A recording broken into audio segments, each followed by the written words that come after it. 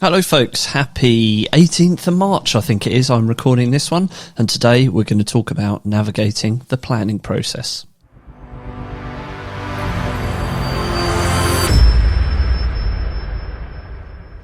So today folks, we're going to talk about navigating the planning application process, because I know this is a question we get all the time. I've got a couple of questions in from listeners which we'll dig into at the end of this episode. So what I'm going to do is I'm going to walk you through the planning application process, emphasising where and how tree and ecology surveys fit in. And I've got my coffee here on the go, which is just what you need on a Monday morning, isn't it? So planning application process. So what tends to happen first is somebody has an idea. That could be an idea for a conservatory, could be an idea for a new build in your back garden. Maybe you're looking at back garden development, sell off some land, get planning consent for it, turn yourself a little bit of profit, or perhaps you want to build an annex or maybe some kind of outbuilding for your business. There are many reasons. Or perhaps you're a developer, maybe early in the development career process, you found yourself some land. Initial advice is that you could possibly get some outline planning consent on that, and you're looking to develop that and get your business rolling.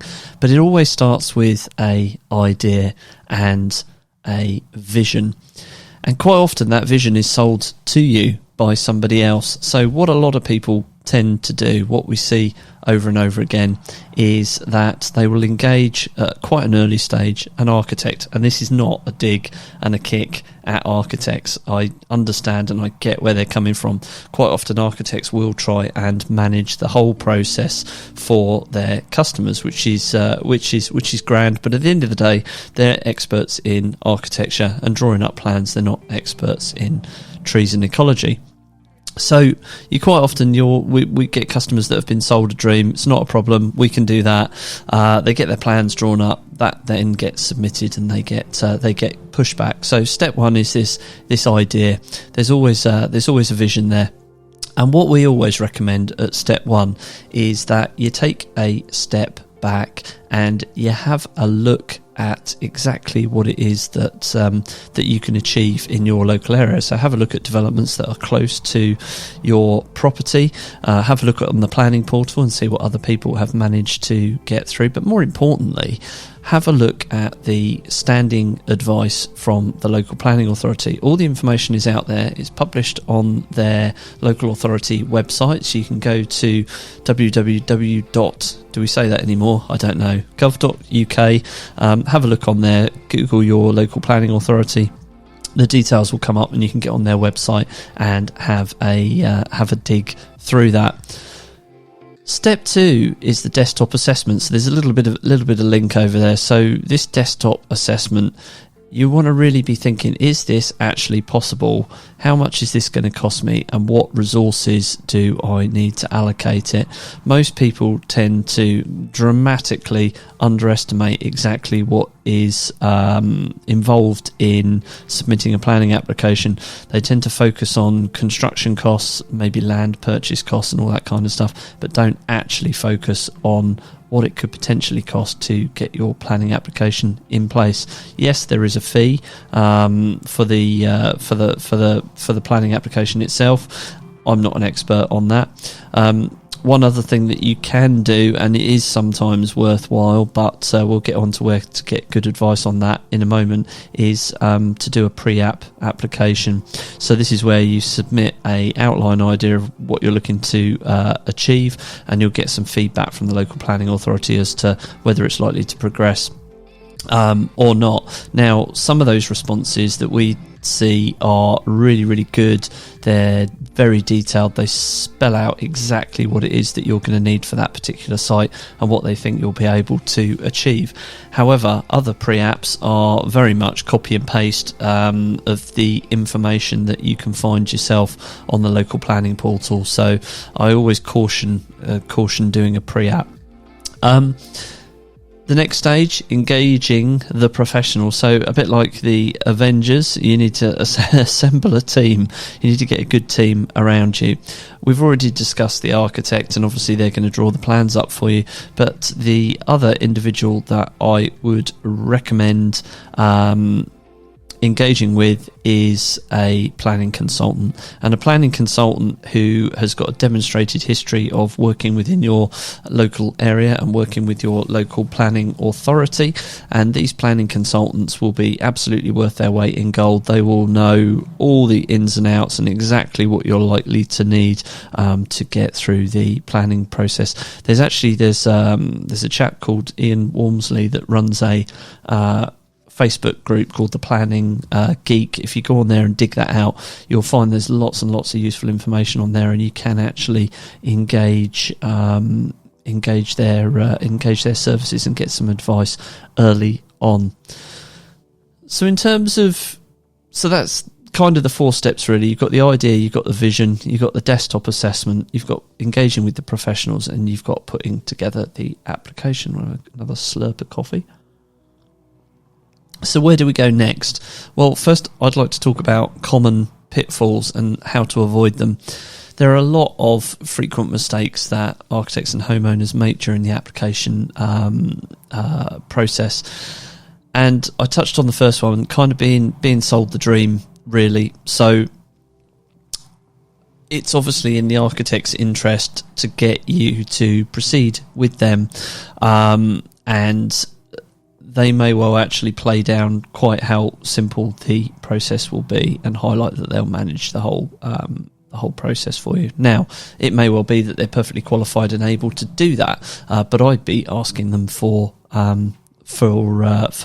proof of those claims. See if there's any projects they've worked on close to your property, and what they've actually achieved for that individual, and also what the hidden costs were. So you'll want to know how much your tree surveys are going to be, your ecology surveys are going to be, possibly your highways surveys are going to be. Maybe there's contaminated land, nutrient neutrality. There's lots of things that you need to be looking at there.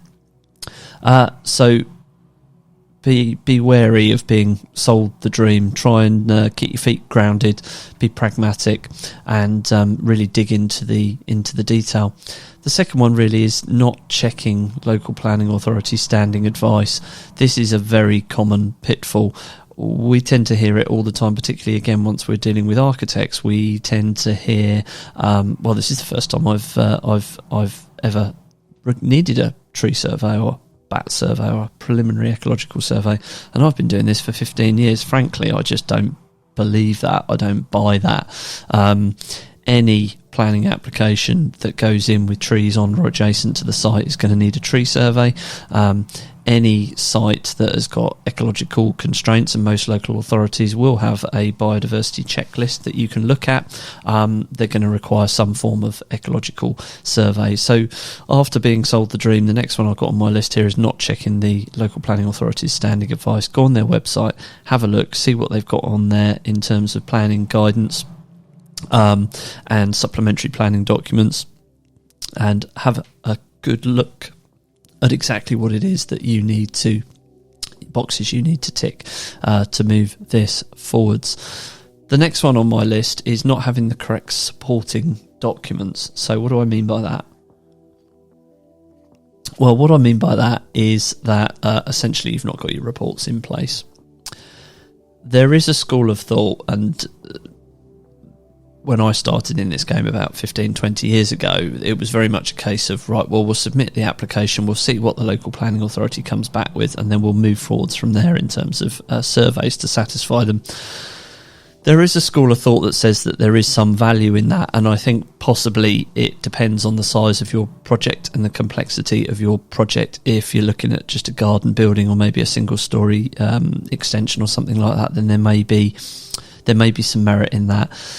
But generally speaking, making sure you've got all the reports you need ahead of your submission is going to make things a lot easier. And why? Why do I say that? Well, the first thing that happens when you've submitted your application is it goes in front of a planning officer, and the planning officer is not a specialist. They're pretty much a project manager, so their job is to assess the application against the validation criteria and see whether the application can be validated. Now, depending on how switched on that particular officer is, will depend on the level of pushback you get at that stage. So we have seen applications go through without the correct supporting ecological and arboricultural surveys, and what happens there is it creates problems actually later on when difficult and onerous conditions are put on. So the planning officer will have a look. They'll assess your they'll assess your application, and what they'll do as part of that quite often is they'll look at available resources. So they'll look at other planning applications in the local area. They'll look at their own mapping resources in terms of conservation areas, tree preservation orders and things like that. They'll also use Google Maps to have a look at the property, both from the air and also Google Street View as well. Now, if you've got an old property and you're proposing a 2-storey rear extension and there's trees nearby and there's, I don't know, a park, a railway corridor, something like that, they're instantly going to start thinking, well, this person's going to need an ecology survey, which includes a bat survey. They're going to need tree surveys, etc. If you haven't done that, what's going to happen at that stage is you're going to be given a deadline to get that information to them. Otherwise, they'll want the application withdrawn, or it's not going to get validated. So moving forwards from there, it then means you've got to go out to market, you've got to engage with various different companies to get quotes, and then move ahead with the surveys. Most consultancies in our game do tend to have a sort of 10 working day lead time, so it's just going to delay you. So be aware, watch out for being sold the dream. Make sure you check local planning authority documents and standing advice. Have a look at applications in your local area as well. Speak with your chosen architect and see what they've done in terms of projects in your local area, preferably even in your street. Make sure you've got the correct supporting documents to go in and support that application. And just remember, the planning officer is not a specialist, so it may well be that your application does get validated, but later on you're asked for further surveys. So hopefully that is helpful. Just a little overview of what we see in terms of navigating the planning application process. And finally, I've got a couple of questions here. The first one is a question from Bashir in Milton Keynes. Why can't an ecology survey cover tree issues? They're two different specialisms, Bashir. So from a tree perspective, what we're looking at is all local planning authorities. Let's assume the trees are not in a conservation area. It's not protected by a preservation order.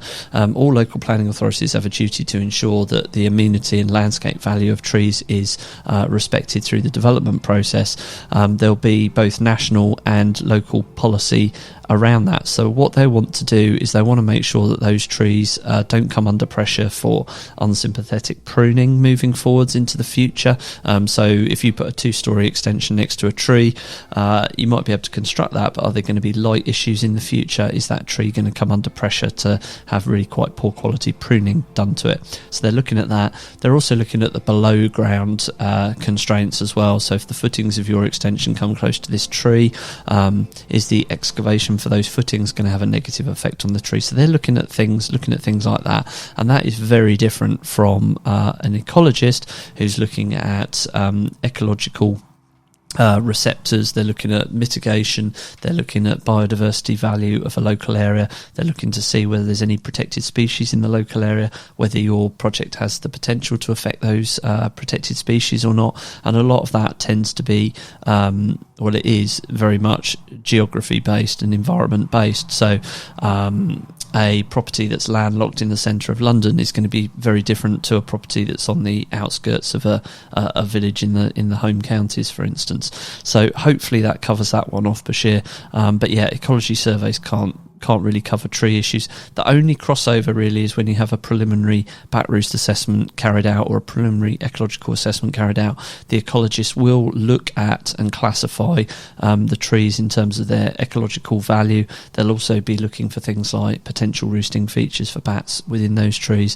They'll be looking for evidence of nesting birds and all that kind of stuff. So last slurp of coffee and then we'll go on to Steve in Trowbridge. So Stephen Trowbridge, this one came through LinkedIn.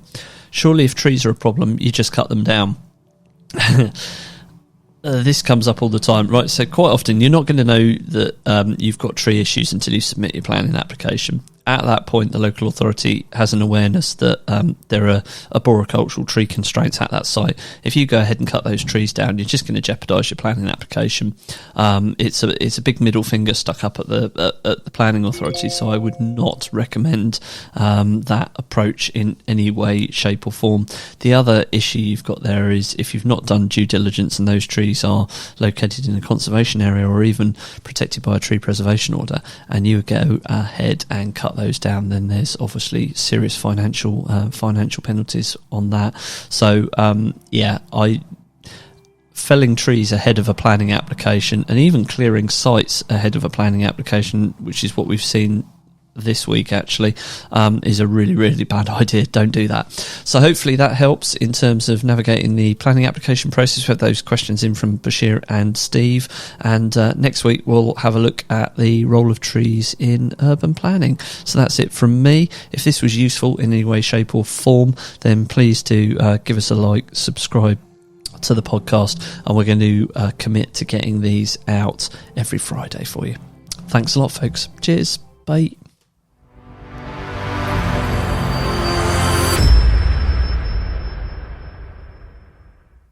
And just before I finish my coffee, if you've got any issues with trees or ecology and you want to get an instant quote, just go to go-rover.co.uk and you can get yourself an instant quote there. That's go-rover.co.uk.